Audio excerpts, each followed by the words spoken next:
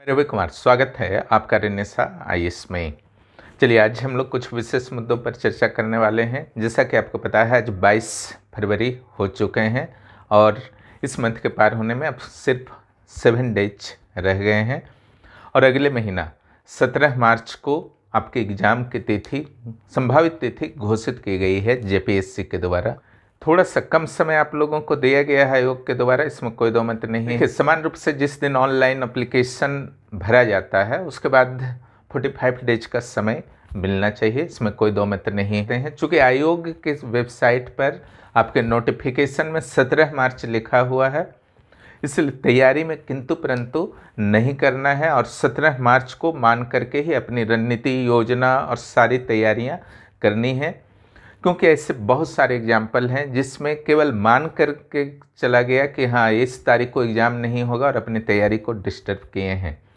और हाल तक जो यहाँ चल रहा था बिफोर नोटिफिकेशन कि एज कट ऑफ मिलेगा या नहीं मिलेगा, इसके कारण बहुत सारे अच्छे कैंडिडेट जो आपका एज कट ऑफ की सीमा में 2024-2023 में नहीं आते, उनकी स्टडी भी प्रभावित थी। जबकि यहाँ से मैं बार बार बोल रहा था कि 2019 तो रखेगा ही और 17-18 सरकार की इच्छा पर निर्भर है ना। तो देखिए 2017 रखा गया, तो एक आपका बहुमूल्य जो समय था वह एज कट ऑफ से रिलेटेड इन्फॉर्मेशन को गेन करने में समाप्त हो गया। इन्फॉर्मेशन लीजिए नहीं बचा जा सकता है, क्योंकि आपका सोशल मीडिया का दुनिया है, तो यहाँ पर तो इन्फॉर्मेशन से आप नहीं बच सकते हैं, लेकिन अपने स्टडी को प्रभावित मत होने दीजिए, यह सबसे ज़्यादा ज़रूरी है। और एक इन्फॉर्मेशन आप लोगों को देना था, सीएनटी का एक साथ कंप्लीट वीडियो जो है आप लोगों का बहुत जल्द अपलोड हो जाएगा। कल सुबह तक अपलोड हो जाना चाहिए, अगर आज संभव होगा तो आज भी कर दिया जाएगा, अन्यथा कल सुबह तो कन्फर्म हो जाएगा।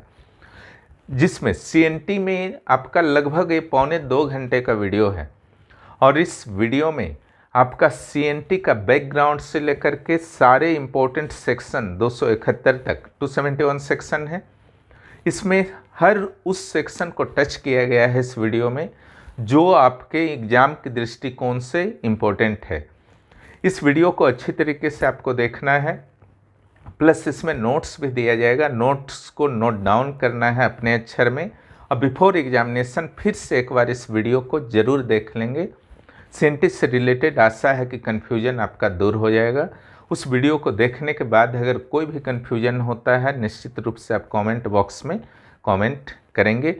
उसके बाद सीएनटी से रिलेटेड कुछ प्रश्नों को भी मैं दे दूंगा जो आपके इस एग्ज़ाम के दृष्टिकोण से अत्यंत महत्वपूर्ण है। एसपीटी बहुत टफ नहीं है, इसलिए एसपीटी को बाद में दिया जाएगा, क्लियर। और कुछ अन्य एग्ज़ाम उपयोगी सामग्रियां भी निरंतर आपको इसके बाद दी जाएंगी, पेपर 1 और पेपर 2 दोनों के, क्लियर। और एक साथ जो मटेरियल प्राप्त करना चाहते हैं रेनेसा आईएएस के पेड ग्रुप को ज्वाइन कर सकते हैं। 9661163344 पर मैसेज कर। यहाँ पर हम लोग आते हैं एग्जाम पर चर्चा, क्लियर। यहाँ पर देखिए स्पेशली जो एग्ज़ाम के पक्ष में जा रहा है मैटर कि 17 मार्च को हो जाएगा। गवर्नमेंट का काफ़ी प्रेशर है जेपीएससी पर और प्रशासन पर कि आपको एनी हाउ 17 मार्च को एग्ज़ाम लेना है, ताकि इसी वर्ष सिविल सेवा की नियुक्ति प्रक्रिया जो है 11th जेपीएससी की नियुक्ति प्रक्रिया फिनिश हो सके, अगला वर्ष तक यह टच नहीं करे, क्लियर। यह आपका प्रेशर है गवर्नमेंट का। इसके अलावा यह कहा जा रहा है कि जब न्यायिक सेवा की परीक्षा 10 मार्च को हो सकती है, तो 17 मार्च को जेपीएससी प्रारंभिक परीक्षा क्यों नहीं हो सकती है, यह भी इसके पक्ष में जाता है। इसके अलावा कई लोगों का कहना है कि बहुत सारे फॉर्म आएंगे, लेकिन यह भी तो हो सकता है कि जेपीएससी जो है साथ में एडमिट कार्ड से रिलेटेड एक फॉर्मेट को तैयार करता जा रहा हो, है ना, जिसमें सेंटर बाद में एक साथ भर दिया जाएगा, जिनको जहाँ पर सेंटर दिया जाएगा, है ना। यह भी एग्ज़ाम होने के पॉजिटिवनेस में जाता है। और जो ये भी माना जा रहा है कि एप्लीकेशन जितना भी अधिक हो, जेपीएससी को भी पता है कि इसमें लगभग 40% 45% कैंडिडेट ही सिविल सेवा में बैठा करते हैं, 100% कैंडिडेट कभी नहीं बैठते हैं, है ना।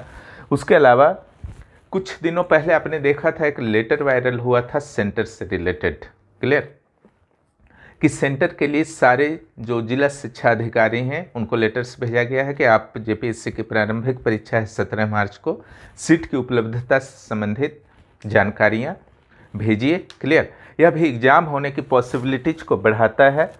और एक चीज़ लिखा हुआ है जो आपका नोटिफिकेशन में, उसमें 17 मार्च संभावित तिथि के रूप में ऑलरेडी दर्ज कर दिया गया है। इस तरीके से ऑफिशियल जो है 17 मार्च। क्लियर। और कई बार जेपीएससी का इतिहास भी रहा है कि जो डेट वो घोषित करता है उस दिन कई स्पेकुलेशंस चलते रहते हैं कि इस डेट पर नहीं होगा, उसके बावजूद एग्ज़ाम हो जाता है। इसलिए एग्ज़ाम के दृष्टिकोण से और अपने करियर के दृष्टिकोण से इस पक्ष को मान लेना आपके लिए ज़्यादा बेहतर रहेगा, है ना। लेकिन कुछ ऐसे नेगेटिव चीज़ हैं जिसके आधार पर कैंडिडेट्स को फील हो रहा है कि शायद एग्ज़ाम टल जाए और उन्हें कुछ अवसर मिल जाए। क्लियर। जैसे इलेक्शन के आचार संहिता निश्चित रूप से 17 मार्च को लागू रहेगी। आचार संहिता के बारे में एक कन्फ्यूजन दूर कर लीजिए, वहाँ पर कोई भी नई वैकेंसी जारी नहीं कर सकती है, लेकिन एग्ज़ाम आराम से गवर्नमेंट ले सकती है। क्लियर। नियुक्ति पत्र नहीं दे सकते हैं लेकिन एग्ज़ाम ले सकते हैं, इसमें कोई रोक नहीं है। मध्य प्रदेश में भी आपके एग्ज़ाम हो रहे हैं 17 मार्च को, मुख्य परीक्षा उत्तर प्रदेश में हो रहे हैं, है ना। तो ये आपका समस्या नहीं है कि इलेक्शन का आचार संहिता अगर है तो एग्ज़ाम नहीं होगा, लेकिन इलेक्शन हो, सेंसस हो, कुछ ऐसे एक्टिविटीज होते हैं जिसमें प्रशासन का एक पूरा तंत्र जो है, पूरा प्रशासन तंत्र जो है काफ़ी व्यस्त हो जाता है और छोटी सी भी गलती जो है किसी भी अधिकारी कर्मचारी के लिए बहुत ही भारी पड़ सकती है। वो सस्पेंड से लेकर के बर्खास्त तक हो सकते हैं। इसलिए उस दौरान किसी भी तरह का अन्य कार्य करने से प्रशासनिक अधिकारी बचते हैं। क्लियर। अगर मुख्य परीक्षा रहता जेपीएससी का तो कोई मैटर नहीं था, आराम से कंडक्ट हो जाता, लेकिन ये प्रारंभिक परीक्षा है और ऊपर से झारखंड में स्कूल्स की, विद्यालयों की, कॉलेजेस की भारी कमी है, जिसके कारण 2-3 लाख से अधिक कैंडिडेट का एक बार में एग्ज़ाम कराना संभव नहीं हो पाता है। यह सही है कि 3 से 3.5 लाख कैंडिडेट ही एग्ज़ाम देंगे, लेकिन फॉर्म जो है आपका 6 लाख से अधिक भराने की पूरी उम्मीद है इस बार। क्लियर। 6 लाख प्लस तो जाना ही है, क्योंकि 3.5 लाख ऑलरेडी कल तक फॉर्म भरे जा चुके हैं। तो नॉर्मली है कि बहुत सारे लोग सर्टिफिकेट रिलेटेड कारणों से और अन्य कारणों से फॉर्म भरने को रुके हुए हैं। अब 22 तारीख हो चुके हैं, जो भी नहीं भरे हैं अब इंतज़ार मत कीजिए, है ना। जो सर्टिफिकेट बन गया है उसी के आधार पर भर दीजिए, अन्यथा जनरल में भरिए, कोई चारा नहीं है। क्लियर। क्योंकि अब लेट करेंगे तो लास्ट में जो है वेबसाइट काफ़ी व्यस्त हो जाता है, यह आपके लिए नुकसानदायक सिद्ध हो सकता है। लास्ट आवर का वेट मत कीजिए। जिनको भी भरना है अगले 25 तारीख तक तो एनी हाउ भर दीजिए, उससे ज़्यादा लेट नहीं करना है। वेबसाइट जो है यहाँ पर काफ़ी व्यस्त होने वाला है आफ्टर 25, इसलिए फॉर्म भरने में लेट मत कीजिए। क्लियर। तो 3.5 लाख जरूर आपका फॉर्म एग्ज़ाम देंगे, लेकिन फॉर्म तो 6 लाख से अधिक आपका आने वाला है ना। और जेपीएससी को इंतज़ाम भी करना होगा 6 लाख से अधिक। और स्कूल्स की कैपेसिटी आप देख चुके हैं सीजीएल के दौरान या 7th जेपीएससी के पीटी के दौरान थोड़ी सी अव्यवस्था हुई थी, है ना। तो उसको कैसे जेपीएससी मैनेज करता है वह भी देखना होगा। मैनेज कर लेता है तो एग्ज़ाम हो जाएगा, है ना। अब प्रशासनिक अधिकारी कितने रेडी होते हैं चुनाव के दौरान इस बहुत बड़े एग्ज़ाम को लेकर के, जबकि हाल ही में जो सीजीएल के एग्ज़ाम हुए थे उस एग्ज़ाम को कंडक्ट कराने में एक तरीके से यहाँ के तंत्र जो है असफल रहे अच्छी तरीके से कराने में, क्योंकि क्वेश्चन लीक हो गया। क्लियर। चाहे कारक कोई भी हो, क्लियर, जिम्मेदारी जो होती है पूरे प्रशासन की होती है, पूरे जेएसएससी की होती है, किसी एक पर कारण को नहीं थोपा जा सकता है। कुछ न कुछ गलतियाँ हुई हैं तो शायद प्रशासन हो, सरकार हो, इन गलतियों को सुधारने के लिए जेपीएससी के मामले में एक बेहतर एग्ज़ाम लेना चाहेगी, प्रारंभिक परीक्षा को, जिसमें कोई भी विवाद ना हो, अपारदर्शिता से रिलेटेड, भ्रष्टाचार से रिलेटेड, क्वेश्चन लीक से रिलेटेड। तो हो सकता है कि उसके लिए थोड़ा सा समय लेना चाहे प्रशासन और सरकार, है ना। उस स्थिति में जो है आपका कुछ डेट बढ़ सकता है, कुछ क्या बढ़ेगा वो फिर इलेक्शन के बाद चला जाएगा। क्लियर? अगर आपका बढ़ता है तो। इसके अलावा लेटर तो वायरल हुए थे, लेकिन उसका जवाब के बारे में अभी किसी को पता नहीं है कि अलग अलग अधिकारियों के माध्यम से इस संदर्भ में जवाब क्या आए हैं, है ना। तो उस जवाब का भी वेट करना होगा। अगले एक सप्ताह में कुछ न कुछ आपका बताया जाएगा। उसके अलावा जेपीएससी ने खुद ही तिथि को संभावित लिख करके रखा हुआ है ना। यह भी आशंका उत्पन्न करता है कि क्या 17 मार्च को वह लेने को पूरी तरीके से रेडी है ना। हालांकि इस चीज़ को ध्यान रखिए कि सारे आयोग के द्वारा जनरली संभावित शब्द ही यूज किया जाता है, और ऑफिशियल जहाँ तक बात है आपका 17 मार्च दिया गया है। और वेबसाइट पर नोटिफिकेशन में तो अभी कोई भी चेंजिंग ऐसा नहीं आया है, ठीक है। इसलिए 17 मार्च फिलहाल आपका ही कंडीशन है कि 17 मार्च, यानी कि एग्ज़ाम होने के पक्ष में भी बहुत सारे पहलू हैं और एग्ज़ाम होने के विपक्ष में भी बहुत सारे पहलू हैं। क्लियर? लेकिन एग्ज़ाम होने के पक्ष में आप रहेंगे तो आप अपने आप को प्रेशर में रखेंगे तैयारी का। क्लियर? और आपकी तैयारी इफेक्टेड नहीं होगी। जहां एक बार सोच लिए आपके 17 मार्च को एग्ज़ाम नहीं होगी, तो फिर आपकी तैयारी उसी दिन से इफेक्टेड होना शुरू हो जाएगी, है ना। इसका आप ध्यान रखेंगे। और सबसे बड़ी बात, सिविल सेवा में हमेशा ध्यान रखिएगा, यहाँ पर समय कभी भी अधिक नहीं होता है। चाहे आज नोटिफिकेशन आया या पहले पिछले साल नोटिफिकेशन नहीं आए थे, दोनों ही स्थितियों में आपको निश्चित रूप से हमेशा एग्ज़ाम मोड में रहना चाहिए।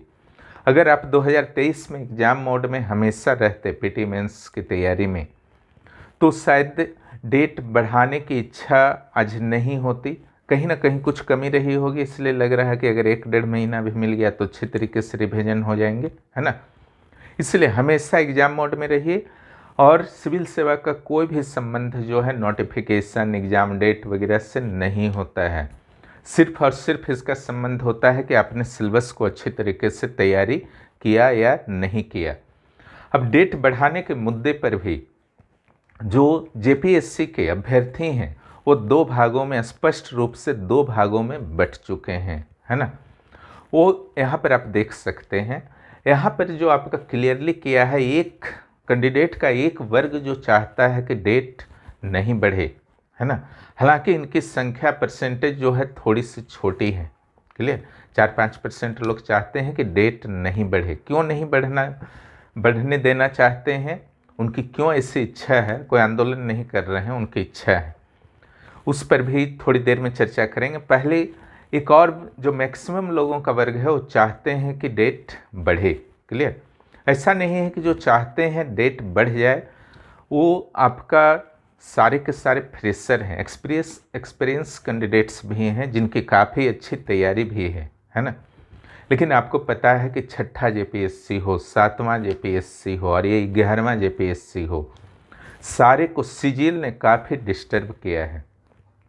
फिर सीजीएल फैक्टर से यहाँ पर आ गए बहुत सारे अच्छे कैंडिडेट, लगभग 95% सीजीएल की तैयारी में व्यस्त थे, क्योंकि 11th जेपीएससी के बारे में भी उनकी भी गलती नहीं थी। 11th जेपीएससी के बारे में भी हमेशा से नेगेटिविटी फैलाई गई कि यह अब एग्ज़ाम आने ही वाला नहीं है, नोटिफिकेशन नहीं आने वाला है इस सरकार के कार्यकाल में। तो सारे कैंडिडेट्स को लगा कि क्यों ना सीजीएल पर फोकस हो जाया जाए। तो जेपीएससी से एक जो था दूरी हो गया, है ना। तो कुछ जो स्पेशल खास करके टॉपिक्स हैं और जेपीएससी का जो स्पेशल स्टेटस है, इसके क्वेश्चन स्टैंडर्ड थोड़ा हाई होते हैं, उसके अनुसार फिर से ऐसे एक्सपीरियंस कैंडिडेट्स को जो सीजीएल में व्यस्त थे, थोड़ा तो समय उनको चाहिए, 40 से 45 डेज, इसलिए वो चाह रहे हैं, है ना। हालांकि उनमें पूरी क्षमता है, 100% क्षमता है। क्लियर? और कुछ ऐसे कैंडिडेट हैं जो पूरी तरीके से फ्रेशर हैं, पहली बार जेपीएससी देने का उनको मौका मिलने जा रहा है। और किन्हीं का तैयारी आधा अधूरा होगा, किन्हीं का तैयारी हो चुका है लेकिन रिवीजन के लिए उनको 40-50 दिन चाहिए होगा, 2 महीना चाहिए होगा, इसलिए चाह रहे होंगे। तो ये 2 वर्ग के लोग जो हैं चाह रहे हैं किसी तरीके से एग्ज़ाम जो है 1-1.5 माह आगे चला जाए, आफ्टर इलेक्शन चला जाए। लेकिन एक वर्ग जो छोटा सा वर्ग है कैंडिडेट का, जो पिछली बार भी मैंने बताया था कि कुछ ऐसे वर्ग होते हैं कैंडिडेट्स के जो सिर्फ और सिर्फ जेपीएससी की ही तैयारी करते हैं, है ना। वो किसी तरीके से माइंड को डाइवर्ट नहीं करते हैं। जब भी नोटिफिकेशन आए, जब भी एग्ज़ाम हो, उनका सिर्फ और सिर्फ एक ही टारगेट होता है, जेपीएससी। वे इसी वर्ग से आते हैं, है ना। ये मेंस की तैयारी कर चुके हैं, पीटी की तैयारी कर चुके हैं। अब ये किसी हाल में नहीं चाहते हैं कि जेपीएससी जिसके लिए वो पिछले 1.5-2 साल से व्यस्त हैं, अब वह किसी भी हालत में टले, क्योंकि इनका भी एक पक्ष है, कहना है कि अगर 17 मार्च को टल जाता है तो फिर उधर आपका लोकसभा चुनाव के बाद चला जाएगा। हो सकता है कि फिर मुख्य परीक्षा जो है बहुत हड़बड़ी में करवा लिया जाए आयोग के द्वारा, तो मुख्य परीक्षा के लिए समय नहीं मिल पाएगा। और 17 मार्च को अगर एग्ज़ाम हो जाता है तो फिर मुख्य परीक्षा के लिए अच्छा खासा समय मिल जाएगा, 3 महीने, 3.5 महीने मिनिमम मिल जाएंगे, है ना। तो उसमें बहुत अच्छी तैयारी हो जाएगी मुख्य परीक्षा की। तो दोनों जो आपके वर्ग हैं, दोनों के अपने अपने मुद्दे हैं, क्लियर। लेकिन फिलहाल जो है आपका आयोग का जो मुद्दा है वो सिर्फ और सिर्फ 17 मार्च है। दोनों प्लस और माइनस मैंने बता दिया है, क्लियर, कि क्यों ऐसा आपका कुछ लोगों को लगता है कि एग्ज़ाम टल जाएगा और कुछ लोगों को लगता है एग्ज़ाम नहीं टलेगा। दोनों पक्षों पर मैंने सारे बिंदुओं पर चर्चा कर लिया है।